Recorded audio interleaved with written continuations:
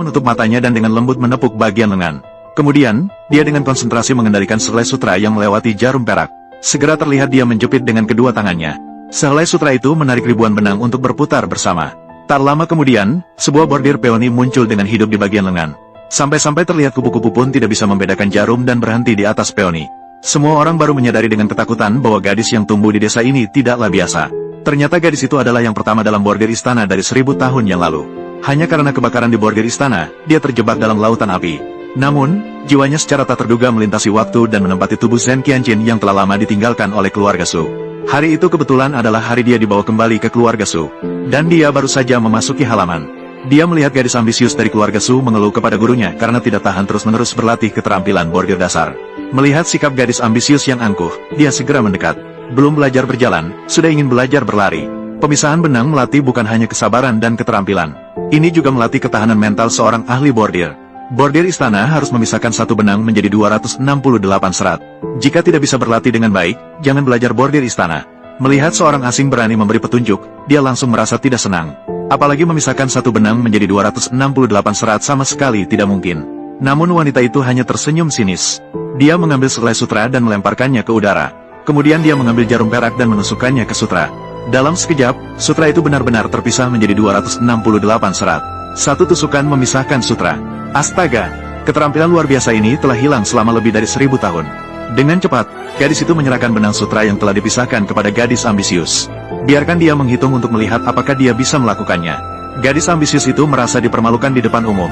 Dia dengan angkuh bertanya siapa sebenarnya wanita itu. Dia baru tahu dari pelayan bahwa gadis itu adalah nyonya muda yang baru saja dibawa pulang. Saat itu, Nyonya Tua Su tiba di sini bersama orang-orangnya. Sementara itu, gadis ambisius yang cemas berusaha menjaga posisinya sebagai putri keluarga Su. Dia pun melapor kepada ibunya bahwa gadis itu baru datang dan sudah berani mengajarinya. Ingin memberi pelajaran padanya. Menggugat agar ibunya mengusirnya. Bahkan Tuan Muda Su juga berdiri di pihak gadis ambisius dan mengatakan untuk mengirim gadis itu kembali ke desa. Kamu tumbuh di desa sejak kecil. Kurang didikan. Tak terhindarkan untuk bersikap sembrono dan tidak sopan. Nanti jika ada waktu, pelajari lebih banyak tentang aturan keluarga Su dari Yanran. Jangan langsung membuat masalah begitu datang. Gadis itu mendengar kata-kata Nyonya Tua. Hanya diam-diam berbalik dan pergi. Kemudian dia pergi ke meja teh di samping dan duduk. Pertama-tama menuangkan teh. Kemudian mengocok aroma. Segera diikuti dengan melodi gunung dan aliran. Ditambah dengan keberuntungan yang datang. Akhirnya menyajikan sup dengan lancar. Setelah selesai, dia mengangkat teh yang baru diseduh. Pergi ke depan Nyonya Tua. Dan Sin berlutut dan menyajikan teh kepada Nyonya Tua. Meskipun Su Yun telah meninggalkan rumah sejak kecil, tidak dapat mendengarkan ajaran nenek, khusus menghormati teh buah ini, mengakui asal-usul. Semoga nenek mau menerimanya. Nyonya Tua sama sekali tidak menyangka, gadis yang tumbuh di desa sejak kecil di depannya ini, ternyata lebih sopan daripada seluruh anggota keluarga. Dia juga mengubah pandangannya terhadap gadis itu. Sangat menyukainya. Saat itu, tukang bordir di rumah juga membawa sutra yang baru saja dikenakan gadis itu. Dibawa ke depan Nyonya Tua. Setelah mengetahui bahwa gadis itu bisa memecahkan sutra dengan jarum, Nyonya Tua langsung merasa sangat senang. Akhirnya keluarga Su ini memiliki penerus. Saat itu, gadis ambisius memikirkan ide buruk lainnya. Dia berpikir bahwa gadis itu tumbuh di desa sejak kecil. Meskipun dia bisa melakukan dasar pemisahan benang, untuk membuat gadis itu malu.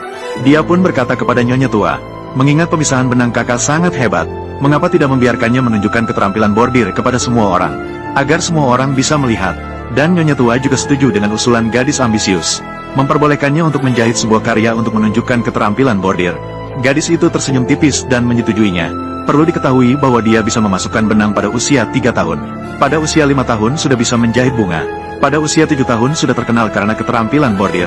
Dan bordir sudah menjadi bagian dari dirinya. Terlihat dia mengambil sebuah pita dan menutup matanya. Kemudian dia dengan lembut menepuk kain bordir melempar jarum bordir ke udara. Dengan hati-hati mengendalikan seutas benang sutra melalui jarum perak.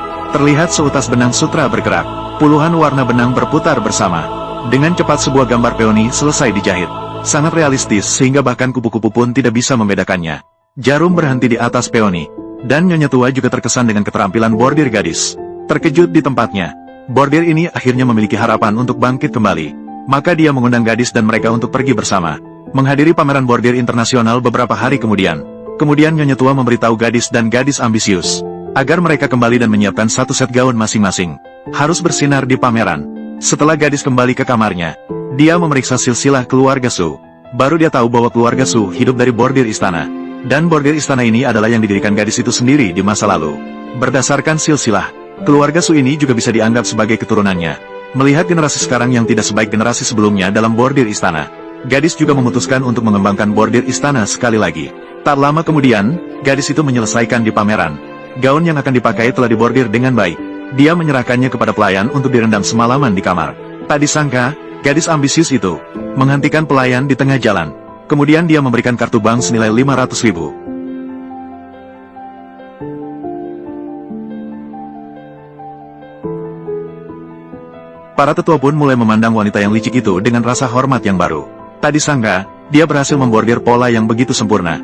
Nyonya tua bahkan meminta gadis ambisius itu untuk mengenakan gaun ini dalam kompetisi. Namun, gadis itu setelah melihatnya, tidak memberikan banyak penjelasan. Karena dia ingin melihat dengan mata kepala sendiri gadis ambisius itu menghancurkan masa depannya.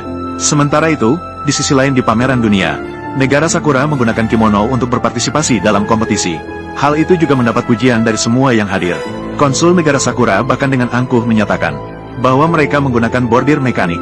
Tingkat keindahannya tiada taraf. Tidak peduli seberapa rumit pola tersebut, semuanya dapat direplikasi 1:1. Dia percaya bahwa bordir mekanik mereka sudah melampaui bordir tradisional. Siapa yang bilang bordir mekanik bisa menggantikan kerajinan tradisional? Melihat sikap dunia bordir sampai di sini, orang-orang negara Sakura berusaha untuk sepenuhnya mengalahkan bordir tradisional. Dia ingin meminta nyonya tua untuk datang dan melihat bagaimana bordir mekanik mereka dibandingkan dengan bordir tradisional. Dan nyonya tua juga meminta gadis untuk maju dan membantunya menilai. Setelah gadis melihat bordir mekanik mereka, dia juga harus mengakui, jarum bordir mekanik memiliki jahitan yang rapi dan alur yang lancar. Segala aspek sangat sempurna. Tidak kalah dengan para perajin bordir yang memiliki pengalaman 10 tahun. Mendengar kata-kata ini, orang-orang dari negara Sakura semakin angkuh. Mereka menyatakan bahwa manusia tidak dapat mengalahkan mesin. Mereka bahkan dengan berani mengatakan, mereka akan mengajukan paten merek bordir istana ke internasional. Saat itu, semua pelaku bordir istana harus membayar pajak paten kepada negara Sakura. Semua orang yang mendengar segera menyatakan ketidakpuasan. Karena bordir istana ini adalah warisan nenek moyang. Bagaimana bisa itu menjadi milik mereka? Siapa yang memiliki kekuatan? Siapa yang normal? Siapa yang produknya baik? Dia adalah yang utama. Dan nyonya tua saat itu juga tidak berniat memanjakannya. Dia segera meminta gadis ambisius untuk mengenakan gaun dan naik ke panggung. Juga untuk menunjukkan tingkat bordir mereka. Gadis ambisius naik ke panggung mengenakan gaun gadis. Gaun itu menampilkan esensi bordir istana dengan sangat jelas. Dan pola bordir istana buatan tangan bahkan lebih hidup. Sama sekali tidak dapat dibandingkan dengan bordir mekanik. Bordir istana menekankan pada esensi spiritual, mengutamakan harmoni alam. Karya yang dihasilkan dari bordir mekanik meskipun rapi, namun semuanya adalah bordir kaku, tanpa esensi spiritual sama sekali. Pada akhirnya tidak akan mencapai kesenian yang tinggi. Hanya industri tradisional yang merupakan jiwa bordir istana.